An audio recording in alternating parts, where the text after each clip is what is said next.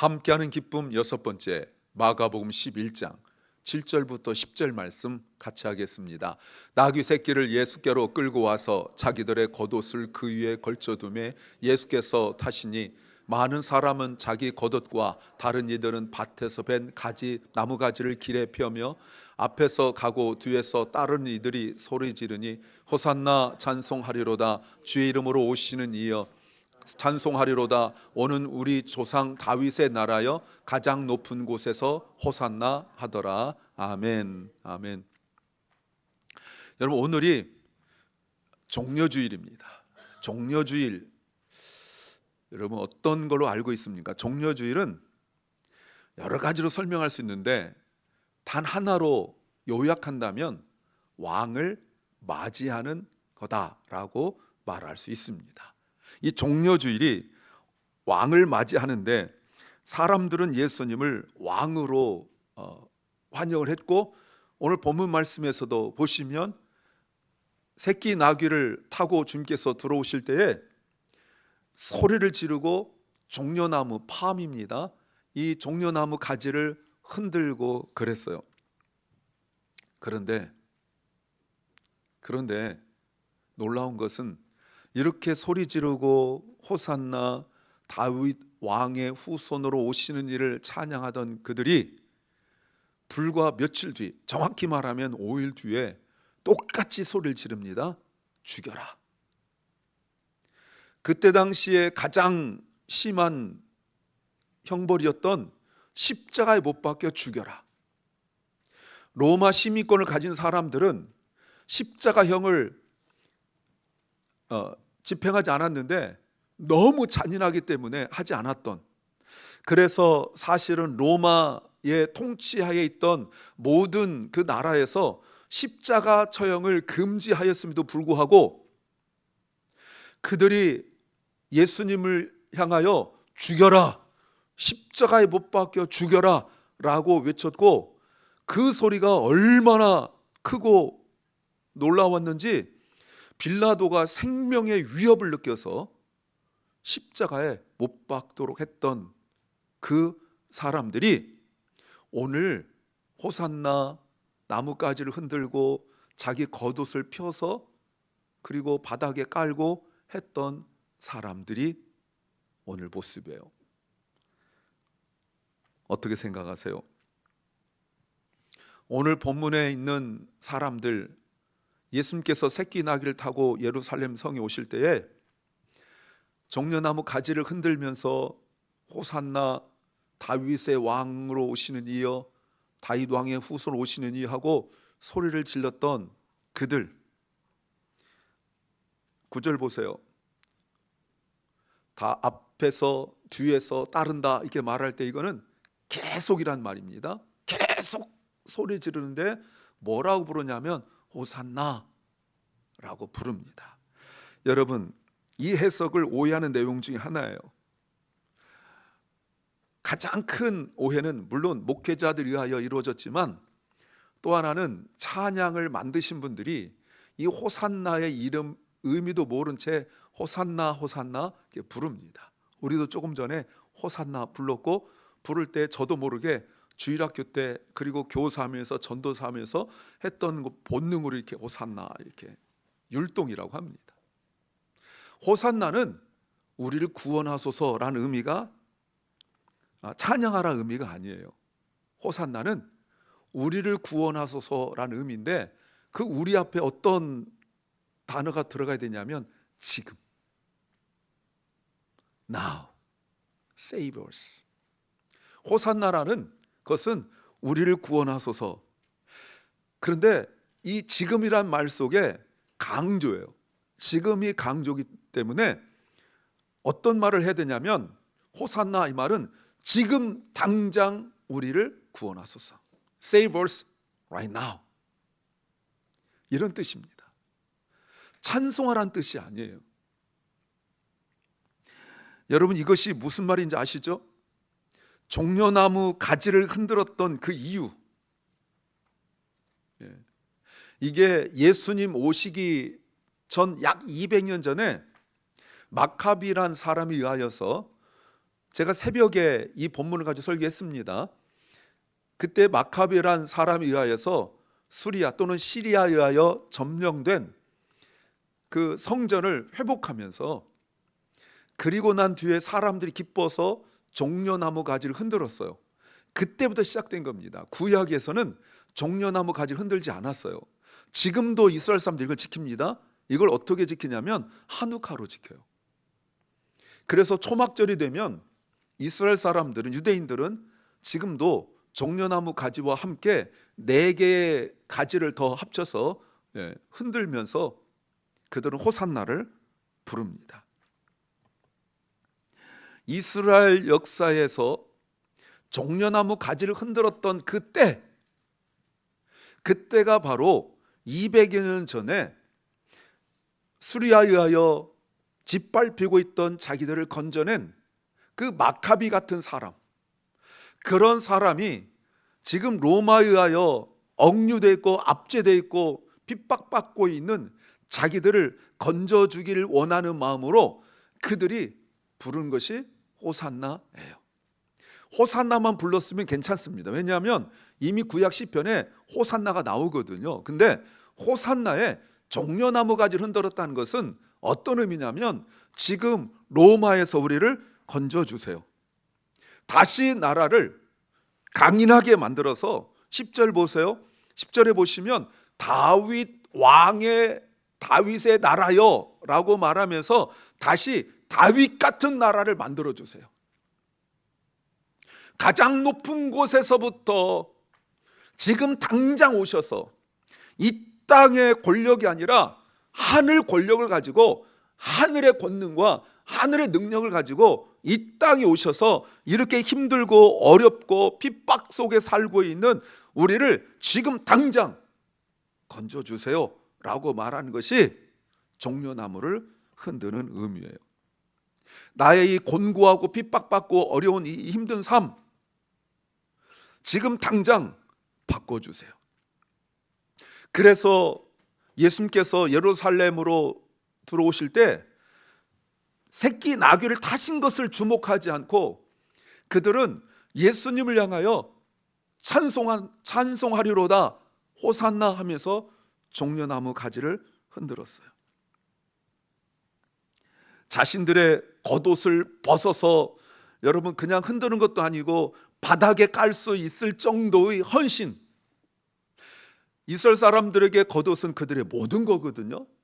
자신의 모든 건데 그것을 벗어서 바닥에 깔 정도로. 여러분, 이스라엘 사람 2000년 전이기 때문에 오늘날처럼 이렇게 속옷을 입고 이런 거 거의 없었어요. 그렇기 때문에 겉옷을 벗는다는 것은 자신의 부끄러운 수치를 다 드러내는 것이라고 말할 수 있어요. 그런데 그 자신이 수치를 당하고 부끄러움을 당하더라도 이 지긋지긋한 삶에서 내가 건짐만 받을 수 있다면, 내가 이 너무나 힘들고 어려운 것에서 내가 해결받고 내가 좀 더 평안함을 받을 수 있다면 이런 정도는 기꺼이 내가 할 수 있다고 말하는 것이 겉옷을 펴는 거예요. 그것도 길바닥에다 펴고 나귀 새끼가 지근지근 밟아도 하나도 부끄럽지 않고 그걸 마음껏 할 수 있다라고 생각한 것이 이들의 행동이. 그러나 그들이 미친 듯이 쉼없이 끊임없이 소리 지르고, 그리고 문제는 종려나무 가지를 흔들었다는 거예요. 이 의미도 모르면서 오늘날의 많은 교회가, 대부분의 교회가 좀 규모만 있다 하면 무슨 행사한다고 이런 종려주일에 종려나무 가지를 흔들고, 우리 교회는 다행인지 어떤지 모르겠습니다만 장식하지 않았는데 아마 꽃장식하는 모든 교회는 다 종려나무 가지 꺾어놨을 거예요. 의미도 모르니까. 그래서 영어로도 새벽에 말씀드렸지만 팜 선데이라고 부르면 안 되는 거예요. 그들이 어떤 소리를 지른다고요? 우리 조상 다윗의 나라 이렇게 말하고 있지만 더 정확히 보세요. The coming kingdom of our father David. 우리 조상 다윗의 나라가 오고 있다는 거 아닙니까? 지금 오고 있다는 거예요. 사람들은 왕을 맞이하고 있어요. 그런데 문제는 무엇이냐면 도대체 어떤 왕을 기다리고 있냐는 겁니다.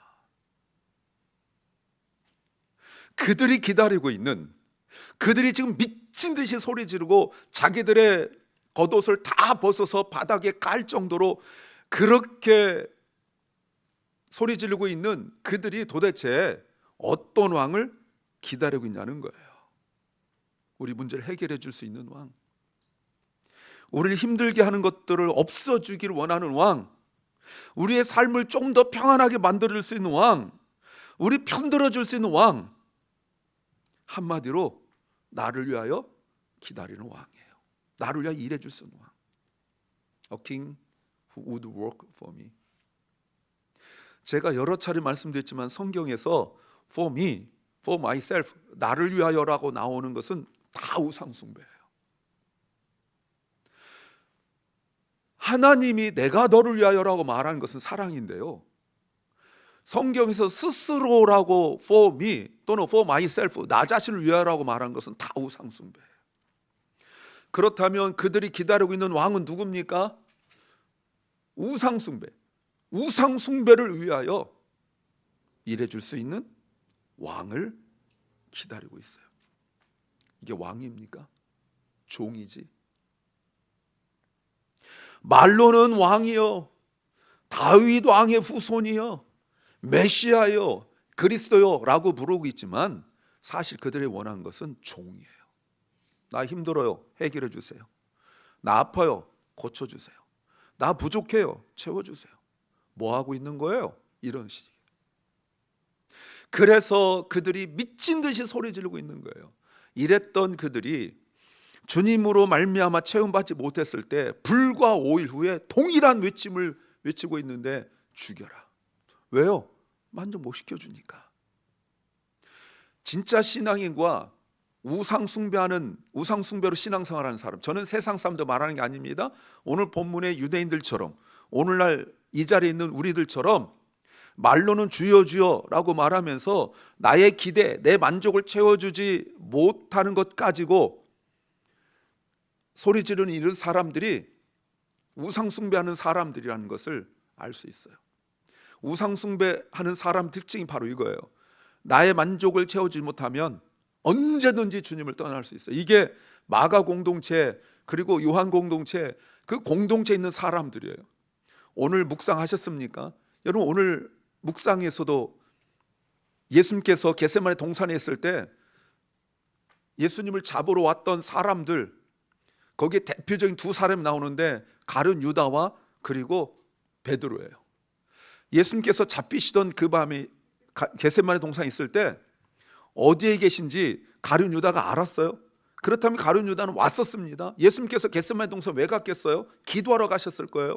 기도하러 가셨고 가룟 유다도 매번 따라갔습니다. 예수님 기도하실 때 가룟 유다는 뭐 했을까요? 예수님께서 그렇게 기도하실 때 가룟 유다는 도대체 뭐 했어요? 기도의 자리 없었던 것이 아니라 기도의 자리 있었는데 가룟 유다는 도대체 뭐 했어요? 마귀가 그의 마음을 집어삼킨 것이 목요일 저녁입니다. 목요일 저녁 예수님께서 잡히세요. 그러면 그 앞에서 며칠 동안 계속 예수님께서 10분 20분 기도한 것도 아니실 텐데 몇 시간을 기도하셨을 텐데 그 옆에 같이 간 가룟 유다는 도대체 뭐 한 거예요? 그렇게 기도의 자리에서 변화 못 받으면 배신하는 것이 요한 공동체의 모습이고 마가 공동체의 모습이고 초대교회 공동체의 모습입니다. 기도할 때 잤던 사람이 베드로예요. 기도할 때 자니까 칼 빼들잖아요. 만약 그 사람이 칼밖에 없었으니까 칼 빼들었지만 총이 있었으면 총 빼들었을 것이고 돈 많으면 돈 뿌렸을 거예요. 기도 시간에 졸고 기도 시간에 자고 기도에 집중하지 못한 사람들은 결국은 기도로 자신 마음이 변화되지 못하기 때문에 자기가 의지할 것밖에 없어요. 그게 칼일 수도 있고 말일 수도 있고 그게 총일 수도 있고 권력일 수도 있고 돈일 수도 있어요. 예수 믿으면서도 끄떡만 나이 따지고 예수 믿으면서도 끄떡만면 지위 따지고 예수 믿으면서 끄떡만 경험 따지고 이거는 겟세마네 동산에서 멍하니 앉아 있었거나 아니면 좋은 사람들이에요. 그게 오늘 본문이에요, 여러분.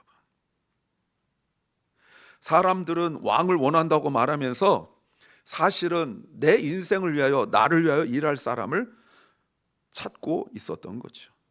내 문제를 해결해 줄 왕이신 예수님, 내 사업을 도와주실 왕이신 예수님, 내 가족, 내 자녀 잘 되게 해주실 왕이신 예수님, 내 갈 길을 열어주시고 내 인생을 편하게 해주실 왕이신 예수님. 우리는 예수님을 왕으로 믿기보다는 내 삶을 도와주고 내 삶을 지금보다 조금 더 낫게 해줄 그런 왕으로 믿고 싶어요. 이걸 뭐라고 말해요? Sinful nature. 이게 타락한 본성이에요. 여러분, 우리는 우리의 문제가 뭔지 아세요? 예수를 안 믿는 것이 아니라 믿긴 믿는데 예수님을 왕으로 믿지 않는 거예요. 말로는 주여, 구세주여, 그리스도여, 메시아여라고 말하지만 예수님을 왕으로 믿지 않는 것이 우리 신앙생활의 가장 큰 문제예요. 그러다가 마음에 들지 않으면 서슴없이 십자가에서 죽이라고 소리친 사람들이 바로 이런 사람들이에요. 오늘 본문에 있는 것처럼 요한 공동체, 그 초대교회 공동체에서 로마 군인들에게 그리고 유대인들에게 여기서 예배 드린다고 잃는 사람들이 교회 안 다니는 사람들이겠습니까? 기도의 자리, 예배 자리, 카타콤에 와서 예배를 드렸지만 변화되지 못한 사람들이 군인들 데려와서 여기서 예배 드려요. 이쪽이 빠져나간 길이고 여기만 가로막으면 다 잡을 수 있어요.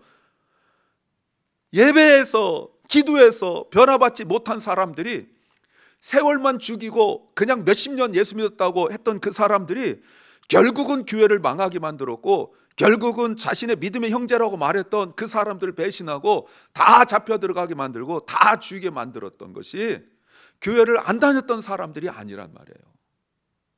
예배 자리 있으나 변화되지 않았다, 변화되지 않았다는 건 제 성품 얘기를 말하는 것이 아닙니다. 말투 말하는 것이 아니에요.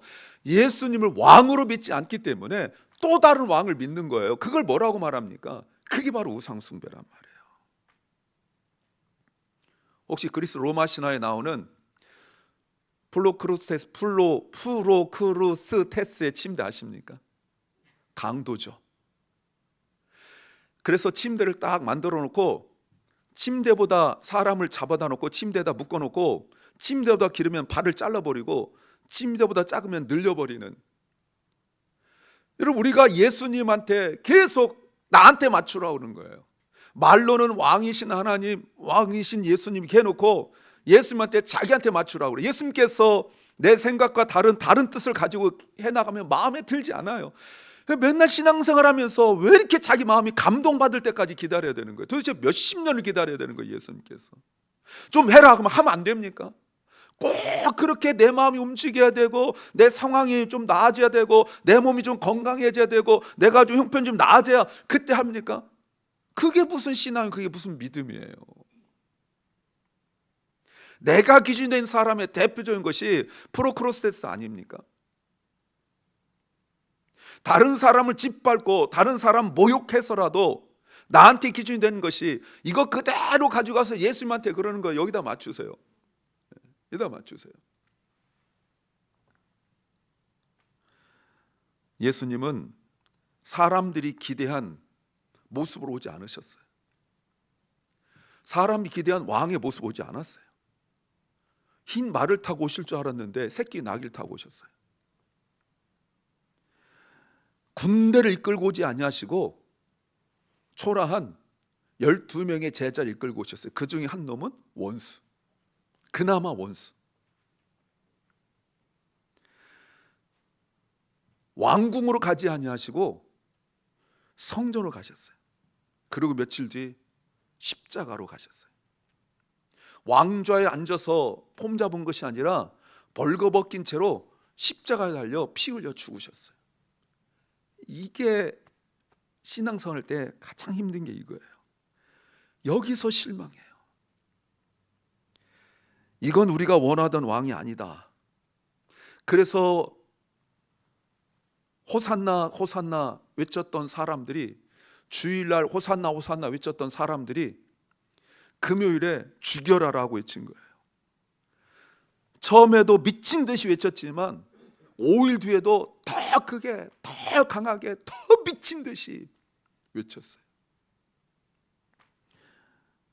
그들은 왜 이렇게 되었죠? 자기들이 기대한 왕의 모습이 아니기 때문에 그래요. 그런데 생각해 봐야 돼요. 예수님이 틀린 겁니까?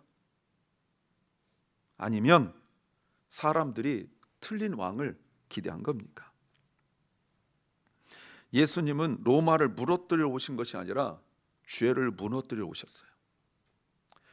예수님은 우리의 삶을 편하게 하려고 오신 것이 아니라 우리를 죄로부터 구원하려고 오신 거예요. 그래서 예수님의 왕좌는 십자가고 예수님의 왕관은 가시관인 겁니다. 예수님은 우리 위에 군림하려고 오신 것이 아니라 우리를 위하여 죽으러 오신 왕이에요. 우리가 말로는 다 알고 있는데 실제 내 삶에서 힘들면 자꾸 이걸 잊어버려요. 하나님의 전능하심이 무엇입니까? 하나님의 전능하심이 뭐예요? 우리의 문제를 해결해주고 맨날 광야에 길을 내고 그리고 홍해를 가르는 이 얘기만 생각하지 마시고 로마서 1장에서 하나님의 전능하심은, 하나님의 그 위대하심은 빈 무덤이에요. 죽으심이에요. 여러분, 말씀으로 천지를 창조하시고 이 우주 만물을 운행하시는 하나님의 그 전능하심은 아무런 힘 없이 저항하지 않고 십자가에 죽으시고 무덤에 들어가는 것, 그게 하나님의 전능하심이 올마이티예요. 근데 여러분, 솔직하게 우리가 찬양할 때 전능하신 하나님 찬양할 때 이 전능하심이 뭡니까? 나보다 파워가 있고 나보다 힘이 세고 어떤 세상 권력도 감히 덤벼들지 못하는, 물론 그런 전능하심이 있습니다. 그러나 하나님의 전능하심의 클라이막스 최고 정점은 빨가벗고 수치를 당하고 공개적으로 죽으시고 십자가에서 죽으시고 무덤에 들어가는 것이 다른 어떤 것과도 비교할 수 없는 하나님의 전능하심이라는 것을 믿으시 바랍니다. 신앙생활은 여기부터 시작하는 거예요. 여러분, 우리가 믿는 왕은 힘으로 이기는 왕이 아니라 십자가와 부활로 이긴 왕을 우리는 믿는 거예요. 수치를 당하고 창피를 당하고 부끄러움을 당하고 사랑하는 여러분, 물을게요. 지금 십자가와 부활로 이긴 왕이 어디 계십니까? 그래서 이걸 믿지 못한 우리를 위하여 성령께서 역사하셔서 우리 마음 중심에 왕으로 예수 그리스도를 고백하고 인정하도록 역사하시는 겁니다. 왜 성령을 보내셨어요? 우리가 예수님을 왕으로 모시고 살 수 있도록, 우리의 왕좌를 바꿀 수 있도록 성령을 보내신 거예요. 우리의 가장 큰 문제가 무엇인 줄 아십니까? 능력이 없는 것이 아니라 왕이 바뀌지 않는 것이 신앙인들의, 오늘날 그리스도인들의 가장 큰 문제예요. 내 인생의 문제. 자, 이런 말 하지 않으려 했지만 제가 몇 달을 군대 얘기 안 했기 때문에 오랜만에 군대 얘기도 되죠. 성경에 나와 있는 그대로니까. 여러분, 바울도 뭐라고 말했습니까? 나라에서 부름받은 군인은 내 사정, 내 형편에 따라 하지 않아요. 오라면 오고 가라면 가요. 저 군대에 전 현역이었습니다. 보시기도 현역같이 생겼죠. 방위병들이 있었습니다. 그때는 있었어요. 방위병들이 가끔 안 나옵니다. 그러면 헌병들이 잡으러 가요. 그랬더니 뭐라고 하는지 아세요? 아무개 부르면 눈 비비고 나요. 왜 안 나오니? 피곤해서요. 그게 무슨 군대예요? 군인이 피곤해서 안 해요. 그래서 걔네들은, 우리는 현역은 나가면 탈영인데 걔네들은 결근이에요. 무슨 군대가 회사예요, 결근하게? 군인은 나를 부르신 분을 만족시키는 거예요. 그분의 명령에 따라 백부장처럼 오라면 오고 가라면 가는 거, 그게 군인이에요. 내가 하나님을, 예수님을 왕으로 했다는 것은 내가 지금 누워 있어야 되는데 하나님이 와 그러면 가야 돼요. 여러분, 저도 맞으면서 군대 생활했습니다. 이런 말을 여러 차례 했지만 저랑 같이 서 있다가 맞아 죽은 사람도 있었어요. 제가 그 사람 들쳐업고 의무대로 뛰어 올라갔던 사람이에요. 여러분, 그렇게 군대 생활했어요. 나 진짜 오늘 피곤해요. 여러분, 저도 뭐 대통령 행사, 무슨 참모총장 행사 뛰고 낮에 순찰 돌고 근무 뛰고 이러면 3일 4일을 못 자요. 쫄병 때는 고참들 옷 다 데려야 되고 워커 닦고 뭐 이러면 청소하고 이러면 잠을 못 자요.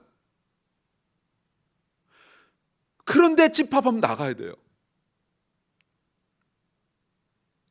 요즘 왜 안 나오세요? 교회 피곤해서 바빠서 힘들어서? 봐요. 여러분은 분명히 그러면 하나님을 예수님을 왕으로 생각하지 않는 거예요. 왕이 바뀌지 않아요. 왜 성격이 안 바뀐 줄 아십니까? 왕이 바뀌지 않아서 그래요. 왜 습관이 안 바뀐 줄 아십니까? 왕이 바뀌지 않아서 그래요. 그렇다면 한번 보죠. 신앙생활이란 무엇인가? 이런 거 좀 기록해 두세요. 신앙생활이라는 것은 왕이 바뀌는 일이에요. 그러면서도 아직도 내가 왕이에요. 그러면서도 아직도 내 컨디션이 중요하고, 아직도 나의 상태가 중요하고, 아직도 내 상황이 더 중요해요. 그거는 신앙생활 한다고 말은 하지만 안 하는 겁니다. 제가 감히 단언할 수 있어요. 신앙생활은 왕이 바뀌는 거예요. 물론 제가 의도적으로 the work of change대로 하지 않고 changing이라고 말해서 제가 소망을 좀 두었습니다. changing, 아직도 바뀌고 있는 중이니까. 사랑하는 여러분, 겉으로는 예수 믿는다고 말하면서 실제로는 내가 왕인, 이게 가장 큰 문제예요. 그래서 우리는 이런 말 합니다. 예수님, 내 인생 좀 도와주세요. 예수님, 내 문제 해결해 주세요. 하면서도 이 말의 의미는 예수님, 내가 원하는 대로 만들어 주세요. 그런 의미예요. 만약에 내가 떡을 원했는데 예수님께서 떡이 아니라 만약에 돌을 주신다면 아멘 나오겠습니까? 내가 하나님 나에게 생선 좀 주세요 라고 할 때 전갈을 주신다면 아멘 나오겠습니까? 아멘 안 나오죠.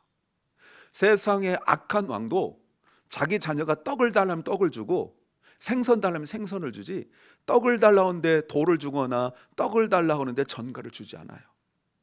그럼 우리 하나님은 주셔요. 우리 하나님은 자꾸 여러분 그걸 오해하는데, 우리 하나님은 떡을 달라면 떡 주고 그 다음에 생선 달라면 생선 주고, 그걸 하나님이 오해하는데, 우리 하나님은 내가 떡을 달라 할 때 돌을 주실 수도 있고 내가 생선 달라 할 때 전갈도 주실 수 있는 분이에요. 그때 우리가 그것 받고 아멘 할 수 있는 게 그게 신앙이에요. 왜? 왕이 바뀌었으니까.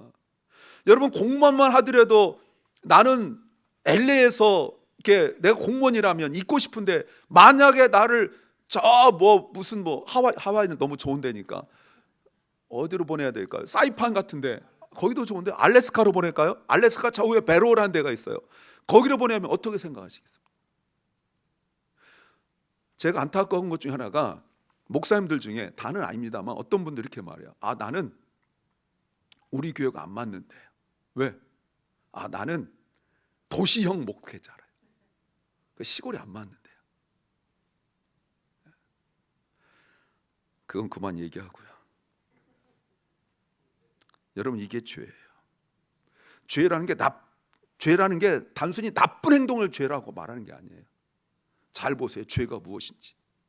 죄는 왕의 자리에 내가 앉아 있는 거예요.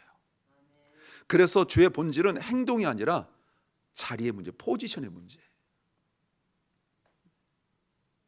이게 죄입니다. 내가 정말 선한 일을 하고, 내가 정말 재산을 털어서 남을 도울 수 있고 어려운 일이 하더라도 내가 내 자리에 앉아 있으면 그걸 죄라고 말해요. 근데 여전히 자리에 자기가 앉아 있는 사람 많아요. 그래서 다시 한번 신앙생활은요, 왕이 바뀌는 것이 핵심이에요. 내가 왕의 자리에 계속 앉아 있으면 신앙생활하는 것이 아니라 계속 죄 짓고 있는 거예요. 왜 그럴까요? 예수님을 구원자로 믿고 있는데 왕으로 믿지 않고 있기 때문에 그렇습니다. 구원자는 필요해. 왜요? 지옥 가면 안 되니까. 우리가 문제 생기면 도와줘야 되니까. 그래서 교회 다녀요. 그런데 이런 왕은 좀 부담스러워요. 마치 사사시대에 많은 사람들이 왕을 요구했던 것처럼 사사기 할 때 말씀드렸죠. 왕이 없었을 때 문제가 생기면 사람들이 하나님 앞에 나가서 하나님 도와주세요. 그러면 하나님이 사람을 확 보내는 것이 아니라 회개시키고 문제 지적하고, 지금 적군은 점점 쳐들어오고 막 코앞에까지 왔는데 하나님은 너 회개해야, 하나님 잘못했어요. 그러면 갑자기 어떤 사람이 쇠막대기 들고 뭐 작대기 들고 가서 무리치진 않나, 뭐 여러 가지 방법 해결하는데, 이스라엘 사람들이 하나님께서 이 문제 해결할 줄 알아요. 아는데 국경을 넘어올 때 확 가서 무찌르는 그런 사람을 원하는데, 하나님은 꼭 적군이 문제가 와서 내 목을 막 조이려고 하고 어떤 때 막 조이고 막 있는데 내 입에서 하나님 나의 왕이십니다, 하나님 내가 이렇게 살았던 거 잘못 살았어요 라는 말이, 고백이 나올 때까지 하나님이 가만히 계시는 것처럼 느껴지니까, 야, 이렇게 살아서는 우리가 피 말라 죽겠다, 이렇게 살아서는 분명히 하나님 도우신 걸 알겠지만 이렇게 해서는 안 되겠다 해서 왕, 이방 나라처럼 왕 주세요, 그런 거예요. 근데 오늘날에도 우리가 예수님 하나님을 다른 거로 다 부르면서도 왕으로 못 부르는 게 뭐냐면, 이러니까 돈이라는 것이, 건강이라는 것이, 상황이라는 것이 내 목줄기 누르고 내 입에서 항복 그러면 하나님이 항복 뭐 이러는, 항복하면 대충 풀어주셔야지. 탭을 여러분 레슨 보세요. 탭을 타닥 뚫기면 풀어주는데 하나님은 탭을 아무래도 안 풀어줘요. 내 입에서 항복 뭐, 하나님은 나의 왕이십니다 하면 그때 나를 목조르고 있던 것이 갑자기 연기처럼 스르르 이렇게 사라지니까 힘든 거예요. 여러분, 지난주 우리가 요한복음 말씀 묵상에서 사람들이 예수님 싫어하는 이유가 딱 이거예요. 여러분, 왕이 안 바뀌면 아무것도 아니에요. 그래서 하나님과 예수님이 하신 일이 무엇이냐면 우리에게 성령을 보내신 거예요. 성령이 하신 일이 무엇인 줄 아십니까? 우리에게 능력 주시고 우리의 위로자시고 그러지만, 여러분 이거 정말 이런 거 좀 잘 좀 기록해 두시고 좀 머리에 넣어 두세요. 성령께서는 왕을 바꾸시는 분이에요. 내가 왕이었던 자에서 내려오게 하시는 분이 성령이시란 말이에요. 그럼 성령 충만한 모습이 어떤 모습일까요? 에베소 5장 18절부터 6장 9절까지 너무 길어서 제가 안 썼습니다. 쓰고 싶었는데 너무 길었어요. 그래서 여러분 나중에 읽어보세요. 술 취하지 말라, 성령 충만하라 해놓고, 성령 충만한 사람들은 가장 큰 것이 마음이 바뀌어요. 그러니 늘 시를, 찬양을 서로 축복하고 이러는데, 혼자만 그런 것이 아니라 부부 사이에 서로 복종을 하고요, 부모와 자녀 사이가, 그 직장 사회생활에 그 균형 잡힌 모습이 바로 성령 충만한 모습. 왜? 성령이 나의 왕을 바꿔버리셨기 때문에. 충만하다는 것은, 성령 충만한 모습은 단순히 성격이 우울했던 사람이 밝아지고 뭐 네거티브하고 부정적이었던 사람이 포지티브하게 바뀌는, 긍정적으로 바뀌는 그런 정도가 아니라, 마음이 바뀌고 삶이 바뀌었기 때문에 늘 찬양하고 늘 감사하고 서로 축복하고 부부 사이에서 서로 복종하고. 예. 간증했죠. 저하고 제 아내는 같은 게 청년부 출신입니다. 병아가 수연아 이렇게 다 결혼했어요. 결혼했는데 이게 야자가 먼저 나오지 이게 잘 안 나와요. 몇 번 혼났어요. 어머니한테 혼나고. 그러니까 서로 못 불러요. 야 이렇게 불러야 되는데 야 서로 못 불러요. 그러니까 못 부르니까 가가지고 이렇게, 아이도 없을 때니까 뭐 누구 뭐 못 부르고 가서 저기 이렇게 하다가 에베소서 말씀 묵상하고 주 안에 서로 복종하라. 내가 식당 가서도 나이 어린 사람한테 야 물 가자, 물론 이렇게 말하는 사람도 있습니다. 그런데 내가 서비스 조금 잘 받아보려고 저 물 줘요. 당연히 손님이 요구할 수 있는데 이렇게 말, 죄송한데 물 좀 주실 수 있어요? 저 죄송한데 따뜻한 물 주실 수 있어요? 이렇게 해야, 당연히 서비스 받는 것도 이렇게 좋은 말 해야, 그래 오다가 이렇게 잘 갖다 주고, 이왕이면 조금 잘 갖다 줄까 봐 존댓말하고 그러는데 내 아내에게 야, 물 줘 라고 할 수 없어서 그날부터 존댓말 하는 거예요. 굉장히 거룩한 동기 아닙니까? 성령이 내 안에서 왕을 바꿔버리면 에베소 5장 18절부터 6장 9절까지 개인, 부부, 가정, 직장에서 완전히 변해버리는 거예요. 그래서 우리가 기도해야 될 게 성령님 역사해 주세요. 왕이 바뀌게 해주세요. 그 첫 시작이 무엇입니까? 종려주일이에요. 그래서 종려주일은 예수님이 새끼 나귀를 타고 와서 우리가 호산나 종려나무 가지 흔들고 행사로 끝나고 고난주간 시작되어지는 그 점을 말하는 것이 아니라 오늘부터 왕좌를 내어드리는 그 날이라고 말할 수 있는 겁니다. 우리에게 어려운 것이 무엇이에요? 우리에게 어려운 건 딱 하나예요. 왕의 자리를 물려주는 거, 내놓는 거. 이게 진짜 힘들어요. 성격도 바뀔 수 있고 태도도 바뀔 수 있고 그리고 습관도 바뀔 수 있고 다 바뀔 수 있고 누가 봐도 정말 완벽한 크리스찬으로 변화될 수 있는데 가장 큰 문제가 무엇이냐면 왕의 자리를 내어드리지 못하는 가장 큰 문제예요. 얼마든지 봉사할 수 있고 얼마든지 희생할 수 있고 얼마든지 다른 사람 볼 때 본받을 만한 그런 신앙생활을 할 수 있어요. 그럼에도 불구하고 그가 참 크리스찬이라고 말할 수 없는 것은 왕의 자리를 내어드렸느냐 내어드리지 않았느냐 문제예요.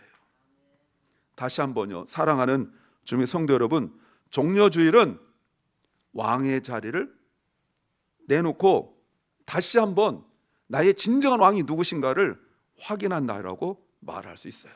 오늘 하나님 우리에게 이렇게 묻습니다. 나는 너의 왕이냐? 여러분 대답해 보세요. 내가 너의 왕이니? 아멘이십니까? 아멘이십니까?